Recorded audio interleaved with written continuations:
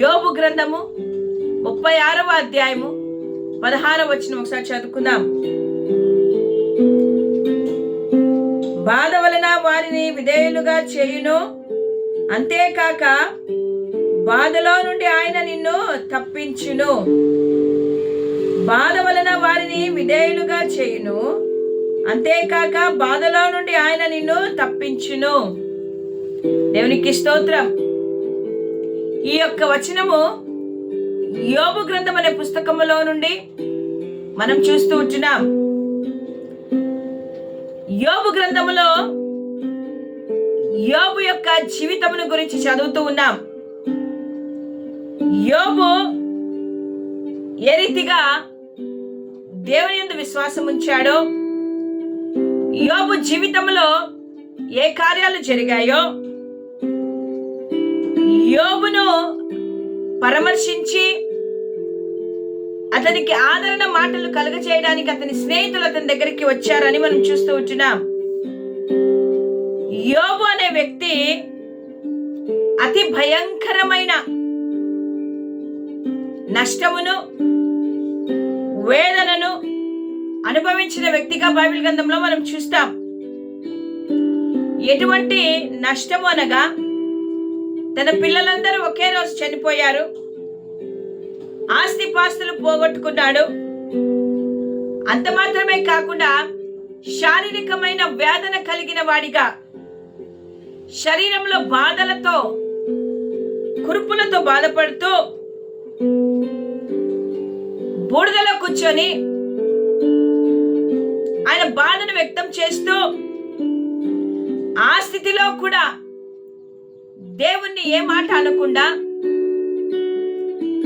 చూస్తూ ఉన్నారు. కానీ అతని స్నేహితులు అతని దగ్గరికి వచ్చి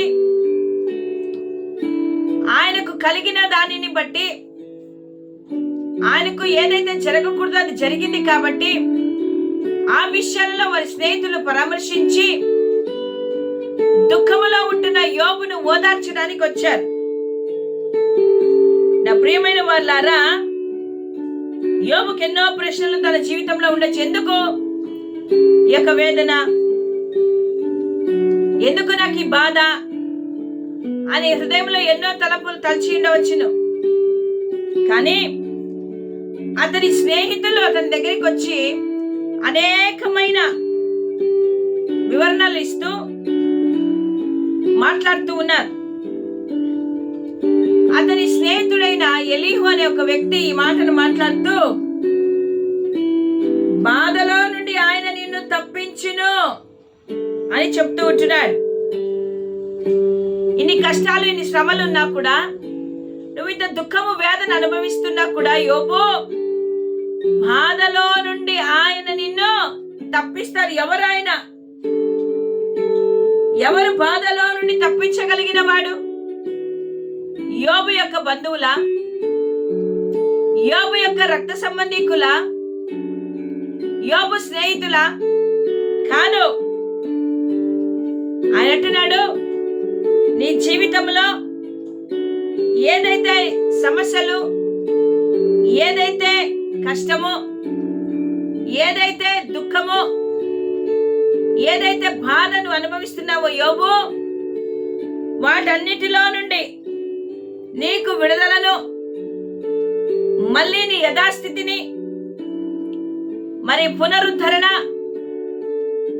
నీకు కలిగించేది ఒక్కరే, ఆయనే దేవుడు. నా ప్రియ సోదరుడ, సహోదరి, దేవుని బిడ్డ, దేవుని యొక్క ప్రణాళిక యోబు పట్ల ఉంది. యోబు నాశనము కావాలని కాదు, యోబు మంచి స్థితికి రావాలని, శారీరకంగాను ఆధ్యాత్మికంగాను ప్రతి వేదనను, దుఃఖమును ఎదుర్కొని ఇవన్నీ కూడా తాత్కాలికమే అని తెలుసుకొని యోబు ఉన్నతమైన స్థితికి రావాలనేదే దేవుని యొక్క ప్రణాళిక. మనం ఆలోచించినట్టయితే దేవుడు యోబు జీవితంలో యాక్టివ్ గా ఇన్వాల్వ్ అయి దేవుడు ప్రతి నొప్పి నుండి, ప్రతి బాధ నుండి ఆయనను బయటికి తీసుకొని వచ్చి యథాస్థితిని తనకిచ్చి అతని ఆశీర్వాదకరంగా మార్చగలిగాడు. ఆయన తన జీవితాన్ని సమృద్ధిలోకి నడిపించాడు. యోబు యొక్క జీవితంలో దేవుడు నెమ్మదిని, సమాధానం తిరిగి ఇచ్చాడు. ఎలీహు దేవుడు బాధలో ఉన్నప్పుడు తన బిడ్డలను వదిలివేయడు అని మరొకసారి జ్ఞాపకము చేస్తూ ఉంటున్నాడు. ఆయన తన బిడ్డలను మరి ఒక కంఫర్ట్, సమృద్ధి తీసుకొని వచ్చి వారిని ఆశీర్వదించే దేవుడై ఉంటున్నాడు. నా ప్రియ సోదరుడ, సోదరి, దేవుని బిడ్డ, ఈ ఉదయకాలమున యోబు అంత శ్రమలు మనం అనుభవించడం లేదు, కానీ మన జీవితాలకు మనకు కలిగిన వేదన, దుఃఖమును, బాధను మనం అనుభవిస్తూ ఈ యొక్క శ్రమల్లో నుండి మనల్ని ఎవరు విడిపిస్తారనే ఎన్నో ప్రశ్నలు మనలో వేధిస్తూ ఉన్నాయి. ఇంకెంత కాలం అప్పులు, ఇంకెంత కాలము ఈ యొక్క కృంగిపోయిన స్థితి, ఇంకెంత కాలము నా వేదన, నా దుఃఖమును ఎవరు చూడటం లేదా, నన్ను ఈ బాధల్లో నుండి తప్పించేవారు ఎవరు లేరా, నా తల్లి నా తండ్రి నన్ను చేయి విడిచారే, నాకు సహాయం ఎవరు లేరా అని ఆలోచన చేస్తున్న ప్రతి ఒక్కరితో దేవుడి ఉదయకాలం మాట్లాడుతున్నాడు. బాధలో నుండి ఆయన నిన్ను విడిపించును. నీకు బాధ కలిగితే ఆ బాధను చూస్తూ ఊరికే ఉండే దేవుడు కాదు. ఆ బాధలో నుండి నిన్ను బయటికి ఎలా తీసుకురావాలని ఆల్రెడీ ఆయన తన ప్రణాళికలు వేసుకుని ఉన్నాడు. ఈ బాధల్లో, ఈ శ్రమల్లో, ఇరుకుల్లో, ఇబ్బందుల్లో నువ్వు దేవునికి దగ్గరవుతావని, దేవుని మీద ఆధారపడతావని దేవుడు ఎదురు చూస్తూ ఉన్నాడు. నా తలంపులు నీ తలంపులు వంటివి కావు కదా అంటున్నాడు కదా. ఆయన తలంపులు ఉన్నతమైనవి, శ్రేష్టమైనవి. ఆ ఉద్దేశములు అవి మన పట్ల మంచివే. మనము మన జీవితంలో దేవుని వైపు ఆధారపడే వారిగా మనం ఉండాలి. బాధల్లో నుండి ఆయన తప్పిస్తానని మాట ఇచ్చాడు. మాట ఇచ్చిన దేవుడు తప్పే దేవుడు కాదు కదా. నువ్వు ఏ బాధలో ఉన్నావో, ఏ దుఃఖంలో ఉన్నావో, ఏ వేదనతో నువ్వు ఉన్నావో, ఏ శ్రమలో నువ్వు ఉన్నావో, ఒంటరిగా ఉన్నావా, దిగులు పడుతున్నావా, నీ కలిగిన బాధ, శారీరకమైన బాధ, మానసికమైన బాధ, ఆర్థికమైన బాధల్లో నుండి మనుషులు ఎవరు నిన్ను తప్పించలేరు. కానీ ఇదిగో నా జీవము కలిగిన దేవుడు, సజీవుడైన దేవుడు, పరిశుద్ధుడైన దేవుడు, పునరుత్థానుడైన దేవుడు, ఆయన మాత్రమే, అనగా యేసయ్య నిన్ను నన్ను తప్పించగలడు. హల్లెలూయా. యోబు జీవితంలో జరగరానివి జరిగాయి, కానీ యోబు స్థిరముగా దేవుని వైపు చూస్తూ ఉన్నాడు.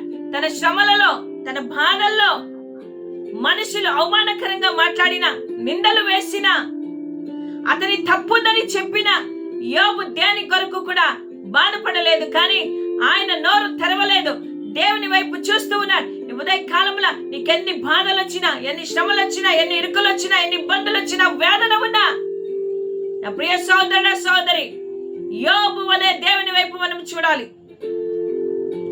బాధలో నుండి తప్పిస్తాడు దేవుడని ఈరోజు మనకు యోబు గ్రంథము 36 అధ్యాయం 16 వచనం ద్వారా తెలియపరచబడింది.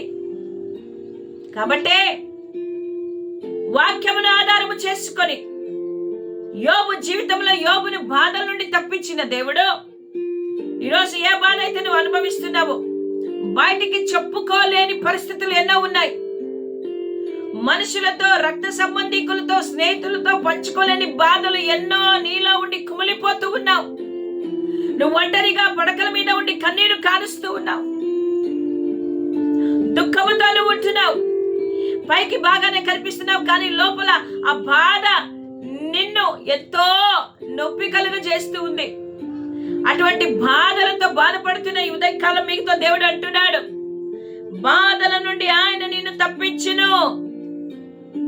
నిన్ను తప్పించడానికి ఒకరే ఒకరున్నారు, ఆయన యేసయ్య. అది ఎటువంటి బాధ అయినా, ఎటువంటి నొప్పి అయినా, ఎటువంటి సమస్య అయినా, నువ్వు ఇరుక్కుపోయిన బాధల్లో నుండి బయటికి తీసి నేను తప్పించే దేవుడు. హల్లెలూయా. యోబు జీవితంలో దేవుడు ఆ కార్యమును చేశాడు. నిన్ను కూడా దేవుడు ఆ బాధల్లో నుండి తప్పించి నీకు సహాయం చేసే దేవుడు అయితున్నాడు. కాబట్టి నా ప్రియ సోదర సోదరి, శ్రమపడు వారికి కలిగిన శ్రమలలో ఆయన విడిపిస్తాడంట. నీకు శ్రమ ఉందా? దిగులు పడద్దు. ఎందుకు ఈ శ్రమలు, ఎందుకు ఈ బాధలు? ఎందుకనగా బాధ వలన వారికి విధేయులుగా చేయును. నీవు దేవుని యందు విధేయత కలిగిన బిడ్డగాను ఉండాలి. శ్రమల్లో బాధల్లో విధేయత కలిగిన బిడ్డగాను ఉన్నప్పుడు ఆయన నిన్ను తప్పించి ఇరుకులేని విశాల స్థలములకు నిన్ను తోడుకొని పోవును.